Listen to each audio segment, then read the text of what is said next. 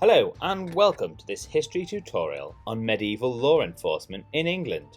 This is for Outwood Academy Brumby students following the Year 7 and 8 history curriculum.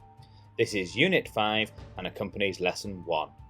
Today we will cover the crimes of the medieval period, the ways the law was enforced, the ways to punish someone and the changes brought in by the Normans. So let's dive straight in. Firstly, what do we mean by the medieval period? The medieval period runs from about the year 500 to around 1500. This is a vast period and is filled with lots of different parts of British history. It includes Anglo-Saxons and Normans. In this tutorial, we will look at Anglo-Saxon and Norman crime and punishments mainly. There are three critical trends to remember here. Number 1, the power and influence of the king over crime and punishment grew. The king decided the penalties rather than local communities. 2. The Christian church had more significant influence over people's lives. It gave those who had committed crimes an opportunity to save their soul. 3. The use of punishments, particularly the death penalty, increased. This showed the power of the king. The basis of law enforcement was the local community. Local communities policed each other's behaviour. As religion was such a big part of life, only God was the final judge of innocence or guilt. There was also a belief that the status and position of different groups should be clear in law. One method of enforcement was the use of a tithing. A tithing was a group of all the men in a village over the age of 12. They were responsible for the behaviour of all others in that tithing. This linked to the idea of a hue and cry.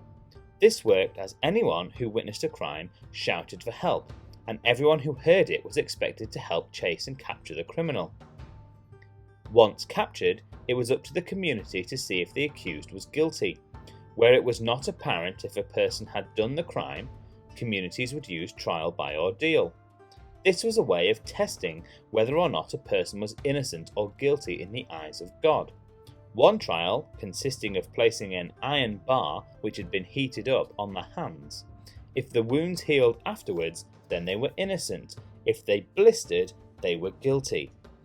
There were also trials by hot water and by cold water. Once you had established whether or not a person was guilty, you then had to punish them. There were several punishments which were used during the medieval period. One such penalty was the Wergild. This was a punishment for murder and came in the form of a fine. The fine was paid to the victim's family and was a form of compensation for the dead. Depending on your social status meant you were paid different amounts. If a farmer was murdered, this was around 100 shillings. If it was a serf, then it was 40 shillings. There was also capital punishment, which was the death penalty, and those guilty of crimes such as treason or arson were punished this way, often by hanging. Corporal punishment was another punishment used, and this was used as a deterrent or a way to discourage others from committing the same crime. This included mutilating a part of the body such as a hand or ear. They became visual reminders of a person's crime. Another standard method of punishment was stocks and pillory.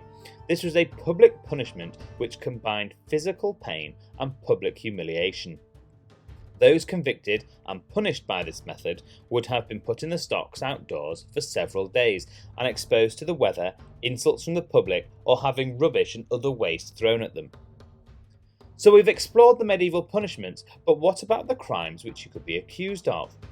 Quickly now, we will run through some of the crimes which those living in the medieval period could be charged with.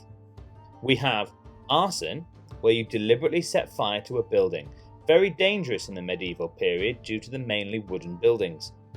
Poaching, the act of hunting on land that is not yours. Petty theft, which was the most common crime, and this was stealing goods which had a low value. Treason, which is plotting to murder or act against the monarch. Attacking royal officials, murder, protesting, stealing crops.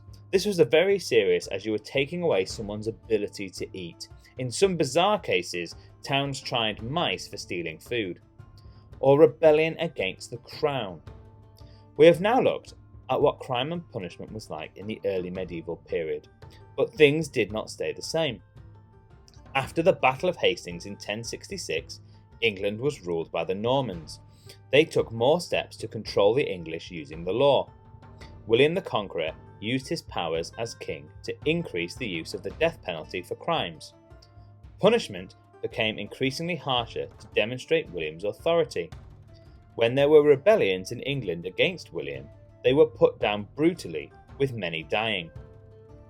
The Normans also introduced trial by combat, where people could settle disputes over money or land using fighting with swords or large sticks. The trial ended when someone died or gave in. The last thing we need to look at in medieval crime and punishment is the church. We have already said that the church was incredibly powerful and a massive part of people's lives. As a result of this, they played a significant role in the law and punishment. The church set up their own courts. These tried moral crimes or crimes against God, such as drunkenness and failing to attend church. Churches also had to provide sanctuary to those being accused of crimes. When the accused wished to benefit from the sanctuary, they would knock on the church door and be let in. No one could remove them from the church for 40 days. Once the 40 days had passed, they either had to face a trial or they had to leave the country. If they chose to go, then they would be made to carry a wooden cross to the nearest port, where they would then get on the first ship leaving the country. So in summary, we have looked at crimes, punishments, and methods of law enforcement in the medieval period. Things didn't always stay the same, especially when the Normans got involved, and the church was involved throughout. To get further help, visit history.outwood.com, see your teacher in school, or check out quiz.outwood.com for those sweet revision quizzes. You can also follow the Outwood Humanities team on Twitter @OGATHumanities. Until next time, that was a little bit of history.